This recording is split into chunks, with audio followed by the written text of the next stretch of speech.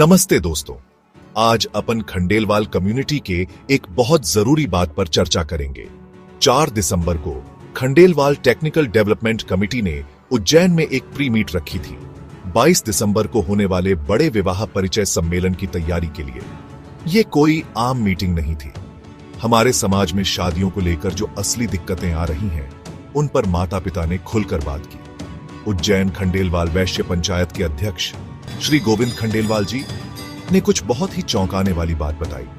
उन्होंने कहा कि उज्जैन कम्युनिटी सिर्फ 2.5 लाख रुपए में 2 दिन की शादी कराने को तैयार है, खाने और पंडित जी समेत। लेकिन एक चिंता की बात भी है, हमारे समाज में बच्चों के जन्म कम हो रहे हैं और लड़के लड़की ढूंढना मुश्किल होता जा रहा है। श्री रामेश्वर जी ने बताया कि बेटी देना तो आसान है, पर बहू लाना अब टेढ़ी खीर हो गया है। श्री महेश जी दास ने बताया कि बच्चे विदेश में रहें और अच्छी कमाई करें, तब भी अपने यहाँ की बात अलग ही है। श्री NL गुप्ता और श्री सत्यनारायण नटानी जैसे कई और माता पिता ने भी समाज की स्थिति पर बात की और अपने बच्चों का परिचय कराया, जिससे ये आयोजन सचमुच यादगार बन गया।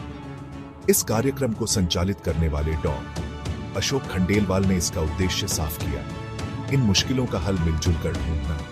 तो माता पिताओं, अगर आप खंडेलवाल समाज से हैं तो 22 दिसंबर की तारीख नोट कर लीजिए।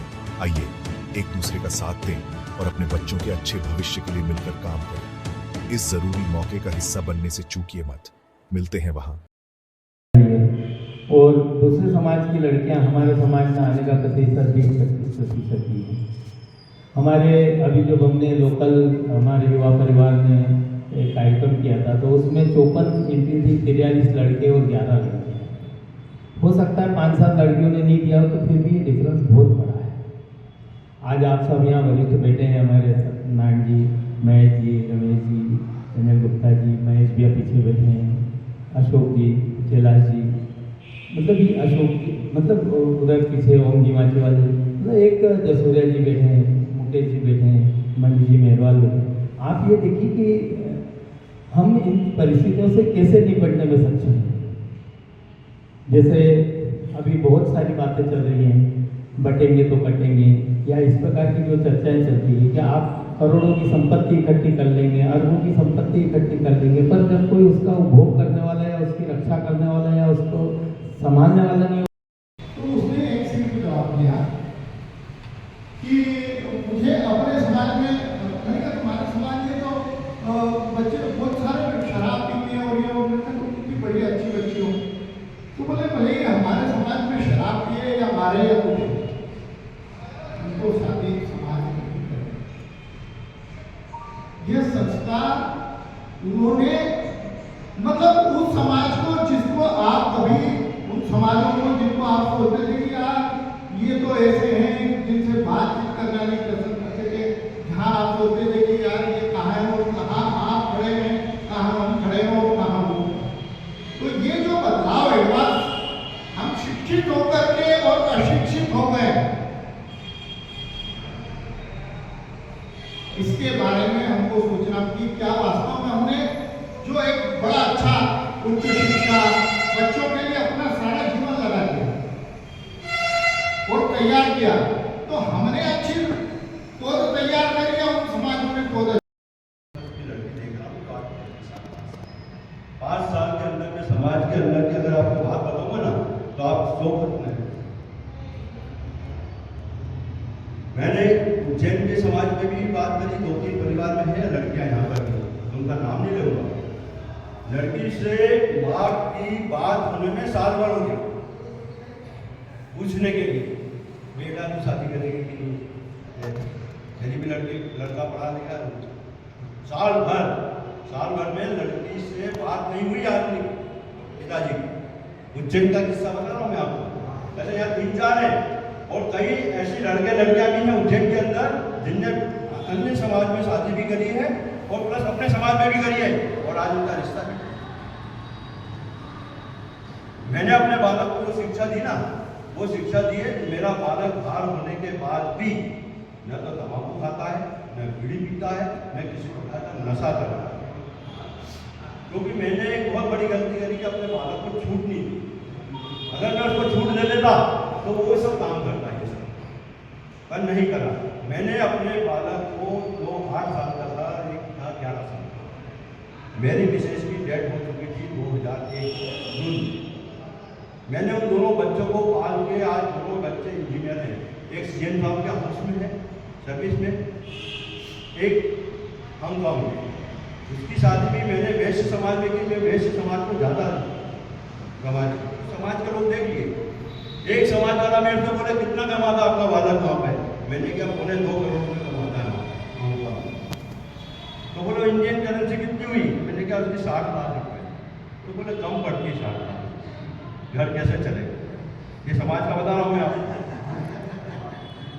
60 लाख रुपये कम नहीं होते। 60 लाख तो पूरे लोगों को साल भर के भी नहीं मिल रहे, है ना। दूसरा एक किस्सा और बताता हूँ मैं। मेरे से पूछे भैया आप शादी हम अपनी बच्ची कर देंगे तो आप अपने बेटे के साथ तो रहोगे क्या है?